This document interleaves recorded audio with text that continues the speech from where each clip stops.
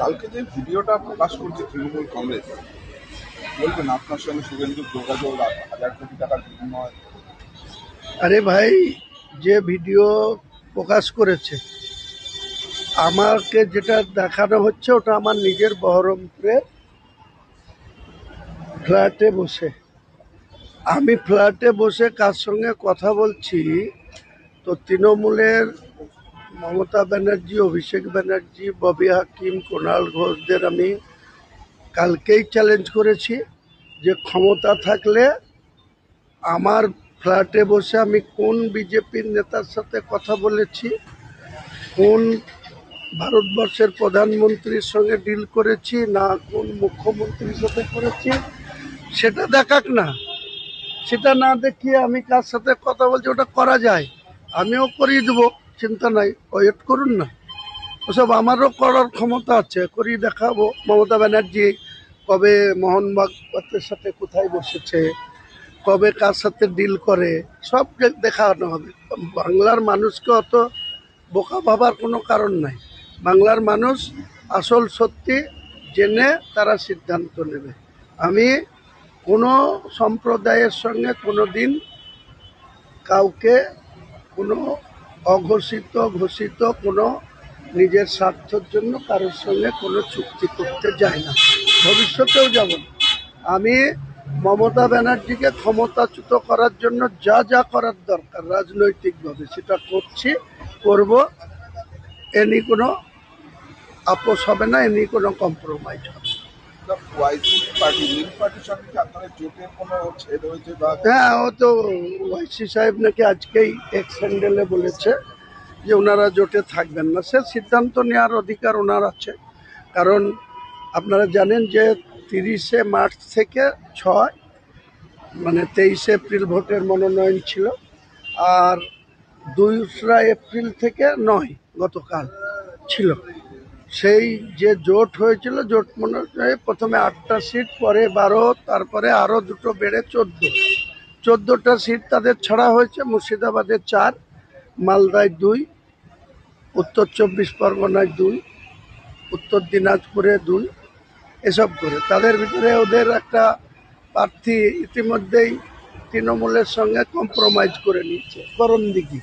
এরা সব টাকা কামানোর জন্য, এই যে ইমরান সোলাঙ্কি আছে না, ওই ওয়াইসি সাহেব একটা ভালো মানুষ, ওয়াইসি সাহেব একটা দক্ষ রাজনীতিবিদ, ব্যারিস্টার মানুষ। কিন্তু এদের এই যে ইমরান সোলাঙ্কি আছে, যেটা রঘুনাথগঞ্জে যাকে আমরা ছেড়েছিলাম, প্রার্থী হয়েছে আক্রোশজনের, এ 2 কোটি টাকায় বিক্রি হয়েছে কালকেই। এ একটা আস্ত বড় চোর। একে ওয়াইসি সাহেব সভাপতি করে রেখেছে, আমি ওর সাথে কথাই বলি না। এই ইমরান সোলাঙ্কি, রাজ্য সভাপতি মিমের, এ কালকে ওয়াইসি সাহেবকে ভুল বুঝিয়েছে। কারণ ওর মাল দরকার, মাল নিয়ে নিয়েছে। তৃণমূল তো এখন জানাতন প্রকারে আমাদের মধ্যে যারা প্রার্থী হয়েছে, আমাদেরও বাঁকুড়ার অন্ধার প্রার্থীকে টাকা দিয়ে কিনেছে, আরো 2-4 জায়গায় চেষ্টা করছে, এই অফার দিচ্ছে। এসব করে হুমায়ুন কবিরকে রক্ষা যাবে না। যত অসৎ পথের পয়সা আছে সেই সব পয়সা দিয়ে সব করছে। আর ওয়াইসি সাহেব ব্যারিস্টার মানুষ, ভালো মানুষ, একটা পার্লামেন্টের মেম্বার, এবং তিনি দলের একটা সর্বোচ্চ নেতৃত্ব দিচ্ছে। কিন্তু এই রাজ্যে যাকে দিয়ে চালাচ্ছে, মুর্শিদাবাদ জেলায় আসাদুল বলে একজন মিমের সভাপতি আছে, সে কলকাতায় থাকে, প্রতিদিন আইপ্যাকের পয়সাতে সে ফোটানি করে বেড়ায়। আর তার কথা শুনে আবার ইমরান সোলাঙ্কি চলে। আমি বলছি, প্রমাণ করে দেবো যে ইমরান সোলাঙ্কি ওয়াইসি সাহেবকে ভুল বুঝিয়ে, যে তৃণমূলের হাতে তামাক খেয়ে দেখেন গা এদের কত শক্তি। ওই ইমরান সোলাঙ্কিকে বলেন ওই আকরুজ্জামানের বিরুদ্ধে ভোটটা লড়ুক, ও দেখবেন চুপচাপ বসে যাবে, এই ঘরে এসে বসে থাকবে কলকাতায়। দাদা, এতদিন আপনারা একসাথে বিভিন্ন জায়গায় প্রচার করলেন, মানুষের কাছে গেলেন, এবার কি সেটার প্রভাব পড়বে যে মিম এবার একা লড়বে বলছে রাজ্যে? একা লড়বে, ওই একা লড়ার তো তাদের স্কোপ কোথায়? 14টার বেশি সিটে তো লড়তে পারবে না। কারণ আপনারা জানেন যে 30শে মার্চ থেকে 6 152টা সিটের, যেটা 23শে এপ্রিল ভোট, সেটার ডেট চলে গেছে।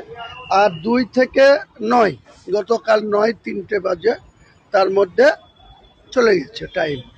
আমি হুমায়ুন কবিরও ইচ্ছা করলে আর ওই সব জায়গায় মনোনয়ন দাখিল করতে পারবো না, আর ওয়াইসি সাহেবরাও ইচ্ছা করলে পারবে না। যে কোনো রাজনৈতিক দলের যেখানে যেখানে মনোনয়ন সাবমিট হয়েছে, তাহলে আজকে ওয়াইসি সাহেব যে 14টা সিটে লড়ছে, সেই 14টা সিটে তৃণমূলকে হারাক না, নিজেরা জিতাক। আমি আমার শুভেচ্ছা থাকলো, আমার সাপোর্ট থাকলো, আমার অভিনন্দন থাকলো। লড়াইয়ে কোথাও কি আপনারা একটু দুর্বল আমি কোনো দুর্বল হই, আপনাকে দেখাবো মমতা ব্যানার্জিকে হারিয়ে তৃণমূলকে এই রাজ্যের থেকে ক্ষমতাচ্যুত করে দেখাবো। হুমায়ুন কবির, আমি আজকেও জোরের সঙ্গে বলছি, আমি সংখ্যাটা মেজরিটি পাওয়ার জায়গার মতো সংখ্যায় প্রতিদ্বন্দ্বিতা করছি। আমি আইএসএফ এর মতো 34টা সিটে প্রতিদ্বন্দ্বিতা করছি না, কিন্তু আমার 184টা মনোনয়ন দেওয়া হয়েছে। তার ভিতরে আমার মালতীপুরে রহিম বক্সি মালতীপুরের এক্সিস্টিং এমএলএ, তৃণমূলের জেলা সভাপতি, আর আমার দলের সভাপতি ইউনুস হাজি, যে ইংলিশ বাজারের ক্যান্ডিডেট, তার সঙ্গে সেটিং করে আমার একটা প্রার্থীর পদ রিজেক্ট করেছে মালতীপুরে, আবু মিন্নাত। সেটা মেনে নিয়েছি, ঠিক আছে, এটা করছে। বাঁকুড়ার ওন্দায় আমার একটা প্রার্থীকে 9 লাখ টাকার বিনিময়ে, কিছু কিছু মানুষ আছে, আমার নতুন দল, 4 মাসের দল, আমাকে তো কিছু মানুষকে ক্রস চেক করারও সময় পাইনি। যারা এসেছে, আবেদন করেছে, ভোটে লড়বো বলেছে, করেছি। তার ভিতরে 2-4টে এরকম আছে যারা জীবনে 10 লাখ টাকা দেখেনি, তাকে 10 লাখ টাকা চোরের টাকা, তোলাবাজির টাকা, কয়লা পাচারের টাকা দিয়ে দিচ্ছে। তারা 2-4টে মাথা নত করছে, করুক না। এই ইমরান সোলাঙ্কি, সে নিজে রাজ্য সভাপতি, তার লজ্জা করে না? সে রাতারাতি একটা ঘটনা যাচাই না করে, আমার এখনো চ্যালেঞ্জ যে টিএমসির ববি হাকিম, কুণাল ঘোষ, মমতা, অভিষেক, 4 জনাকে চ্যালেঞ্জ করছি যে আমি যে কথাটা বলেছি কার সঙ্গে বলেছি, তাকে সামনে আনা হোক। সে ভারতবর্ষের প্রধানমন্ত্রী, না আসামের মুখ্যমন্ত্রী, না মধ্যপ্রদেশের মুখ্যমন্ত্রী, না শ্রমিক ভট্টাচার্য, না শুভেন্দু অধিকারী। চ্যালেঞ্জ করছি, সামনে আনা হোক। হুমায়ুন কবির অর্থের জন্য কারো কাছে মাথা নত করে না।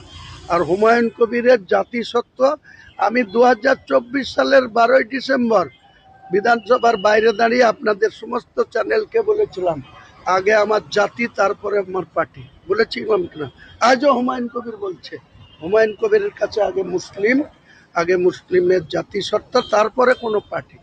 আজকে আমজনতা পার্টি ডাইরেক্ট চেয়ারম্যান। আমি কোনো অমুসলিমের নেতৃত্বে পশ্চিমবাংলায় রাজনীতি করব না। আমি নিজে মুসলিম, আমার দলের নেতৃত্ব দেব। আমার নেতৃত্ব অমুসলিম থাকবে, তাদের কোনো অসম্মান হবে না, কিন্তু আমি কোনো অমুসলিমের নেতৃত্বে বাংলাতে রাজনীতি করব না।